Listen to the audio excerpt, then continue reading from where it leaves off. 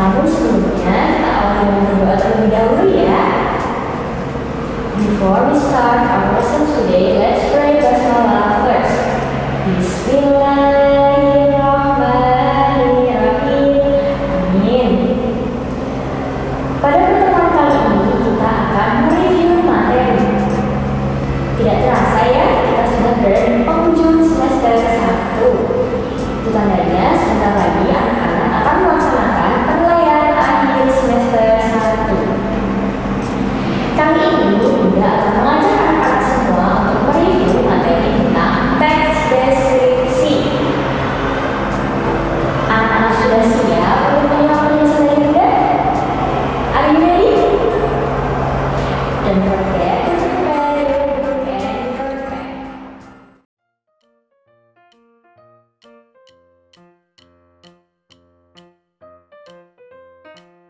Review teks deskripsi. Anak-anak tentunya masih ingat ya, apa itu teks deskripsi? Good. Teks deskripsi adalah teks yang menjelaskan gambaran suatu objek. Jadi menggambarkan suatu objek yang kita tentukan sebagai topik pembicaraan atau sebagai topik pembahasan, kemudian dia jelaskan secara jelas sesuai dengan penglihatan kita. Adapun ciri-ciri dari teks deskripsi sendiri ada 4. Yang pertama, menggambarkan suatu objek. Yang kedua, melibatkan kesan indera. Kesan indera di sini bisa berupa indera penglihatan, indera pendengaran, maupun indera penciuman. Jadi kita menjelaskan apa yang kita lihat berdasarkan kesan indera yang dapat kita tangkap. Yang ketiga, menunjukkan ciri-ciri dari suatu objek, ciri ataupun sifat dari suatu objek. Kemudian yang keempat atau yang terakhir yaitu menggunakan kata-kata yang bermakna sifat ataupun keadaan. Itu ya, ciri-ciri dari teks deskripsi ada 4. Selanjutnya, struktur dari teks deskripsi. Anak-anak masih ingat ada berapa struktur atau bagian dari teks deskripsi? Ya, betul sekali. Ada 4 bagian dari teks deskripsi. Yang pertama yaitu judul. Judul di sini menunjukkan dari objek yang akan kita bahas dalam suatu teks deskripsi. Bagian yang kedua yaitu deskripsi umum. Biasanya pada paragraf pertama, yaitu menggambarkan objek secara general atau secara umum. Kemudian bagian yang ketiga, deskripsi bagian.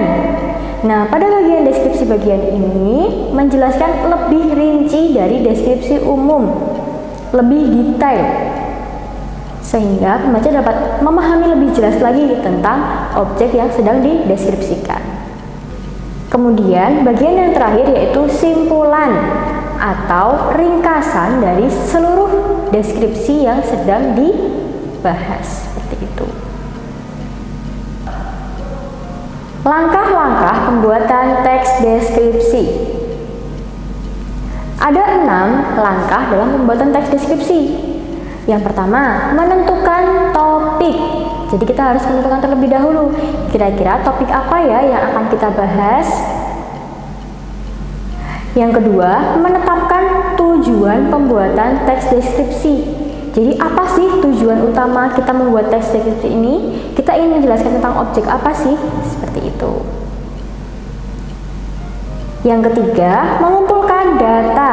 Nah, dalam mengumpulkan data ini kita bisa survei ke lapangan langsung atau bisa melalui mencari referensi dalam bacaan-bacaan tertentu.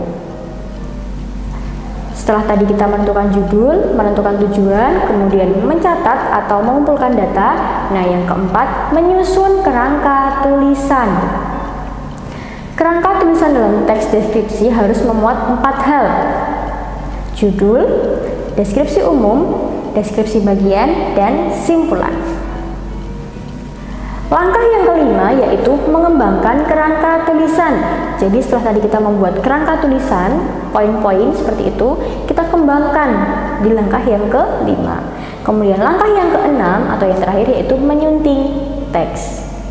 Menyunting teks ini berfungsi untuk mendetailkan kembali atau memperbaiki teks-teks atau kalimat-kalimat yang masih kurang tepat. Itu ya, ada 6 langkah dalam pembuatan teks deskripsi. Selanjutnya, jenis-jenis teks deskripsi. Ada 3 jenis teks deskripsi yang biasa kita temukan. Yang pertama, teks deskripsi subjektif atau teks deskripsi yang dibuat berdasarkan kesan indera yang kita tangkap. Jadi isi teksnya berupa pendapat kita mengenai suatu objek. Jenis teks yang kedua yaitu teks deskripsi objektif atau berdasarkan kenyataan yang terjadi di lapangan. Jadi tidak dibuat-buat tetapi berdasarkan fakta yang ada di lapangan. Yang ketiga, teks deskripsi spasial atau teks deskripsi yang menggambarkan tentang suatu tempat, suatu lingkungan, ataupun suatu ruangan. Jelas ya, jenis teks deskripsi ada 3, subjektif, objektif, dan spasial. Nah, itu tadi penjelasan dari Bunda. Anak-anak semua pasti sudah paham ya? Jika anak-anak naskah yang diperlukan, anak-anak bisa langsung menghubungi Bunda Esti. Marilah kita akhiri pembelajaran pada hari ini dengan berdoa terlebih dahulu. Before we close our lesson